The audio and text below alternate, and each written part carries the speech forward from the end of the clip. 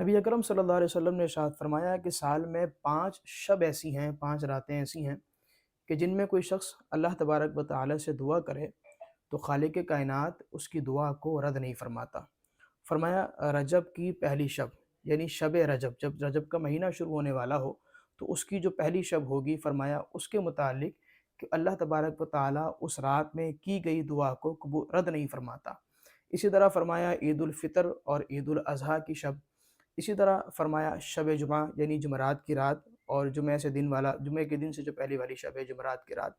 اس میں بھی اللہ جل وعلا دعا کو رد نہیں فرماتا۔ اور پھر نبی کریم علیہ الصلوۃ والسلام نے فرمایا نصف شعبان کی شب، جسے ہمارے ہاں شب برات کہا جاتا ہے، اس رات کا شمار بھی ان عظیم راتوں میں ہوتا ہے کہ جس میں اللہ تبارک و تعالی کی جانے والی نیک تمناؤں کو، نیک مرادوں کو، صحیح دعاؤں کو رد نہیں فرماتا۔ تو لہذا شب برات چند ہی دنوں بعد ہمارے درمیان آنے والی ہے، اور یہ شب بھی ہمارے درمیان آئے گی، اس کا دن بھی ہمارے درمیان آئے گا۔ تو ہمیں یہ چاہیے کہ اس رات میں اللہ تبارک و تعالی سے خوب خوب دعائیں کریں۔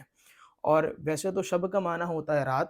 اور برات کہتے ہیں نجات کی رات، چھٹکارے کی رات، آزادی کی رات۔ اور نبی کریم علیہ الصلوۃ والسلام کی حدیث کا مفہوم ہے کہ آپ علیہ الصلوۃ والسلام نے ارشاد فرمایا کہ یہ رات وہ عظیم الشان رات ہے کہ جس میں اللہ تبارک و تعالی بنی کلب کی بکریوں کے بالوں سے زیادہ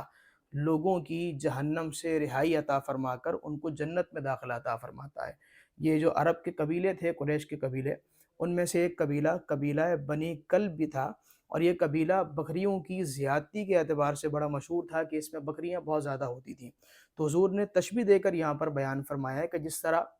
بکریاں ان کے یہاں انکاؤنٹیبل ہوتی، پھر بکریوں پر جو لگے بال ہوتے ہیں، اگے بال ہوتے ہیں، تو اسے بھی کاؤنٹ کرنا ظاہر سی بات ہے ممکن تو نہیں ہے۔ گویا حضور یہاں پر یہ تشبیہ دے کر بیان فرمانا چاہ رہے ہیں کہ اس رات اللہ تبارک و تعالی لاکھوں کروڑوں اربوں لوگوں کو جہنم سے آزادی دے کر جنت میں داخلہ عطا فرماتا ہے۔ تو لہذا اس رات ہمیں اللہ سے دعا بھی کرنی چاہیے، اور اس کے ساتھ ساتھ ہمیں توبہ استغفار بھی کرنا چاہیے۔ لیکن ہمارے یہاں جو ٹرینڈ چل پڑا ہے نا کہ ہم فارورڈ ایس ایم ایس کر دیتے ہیں آگے، یا توبہ توبہ دونوں کانوں کو ہاتھ لگا لیے ہم توبہ کر دیتے ہیں، تو یہ توبہ کا معنی نہیں ہے، بلکہ توبہ سے مراد حقیقتاً جو شرعی طور پر ہے، شرعی توبہ،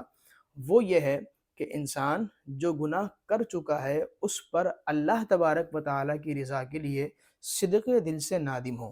کسی کے دکھاوے کے طور پر نہیں، بلکہ اللہ کی رضا کے لیے نادم ہو کہ میں نے یہ کام غلط کیا تھا، تو لہذا آئندہ میں کام نہیں کروں گا۔ تو پہلی چیز اللہ کی رضا کے لیے سابقہ گناہ پر نادم ہو،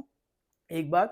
اور دوسری بات یہ کہ وہ آئندہ نہ کرنے کا عزم مصمم کرے کہ میں نے یہ کام آئندہ نہیں کرنا، پختہ ارادہ کرے، اور پھر اس کا جو حال ہو، یعنی توبہ کرنے سے لے کر اب تک، وہ بھی اس بات کو ثابت کر رہا ہو کہ وہ اپنے اس پختہ ارادے پر قائم و دائم ہے۔ جب یہ 3 شرطیں پائی جائیں گی تو وہ صحیح معنوں میں توبہ کرنے والا کہلائے گا۔ تو خلاصہ یہاں پر یہ ہوا کہ یہ شب برات نجات کی رات ہے، اس میں ہم نے اللہ تبارک و تعالی سے دعا بھی کرنی ہے، اپنی مرادیں بھی پوری کروانی ہیں، اور اس کے ساتھ ساتھ ہم نے اپنے آپ کو جہنم سے آزادی بھی دلوانی ہے۔ اور اس کے لیے ضروری یہ ہے کہ اللہ کے حقوق جو رہ گئے ہیں، نمازیں چھوڑ دی ہیں، روزے چھوڑ دی ہیں، اس کی ادائیگی کریں، اور حقوق العباد میں ہم نے جس جس کے حق کی تلفی کی ہے، جھوٹ بولا ہے، کہیں کسی کے ساتھ کسی کا مال دبایا ہے، کسی کی وراثت دبائی ہے، یا کسی کے ساتھ اور برا رویہ اختیار کیا ہے، تو اگر اس کی کوئی دنیاوی طور پر جزا ہو، بدلہ ہو، تو وہ دینے کے بعد اللہ سے معافی مانگے،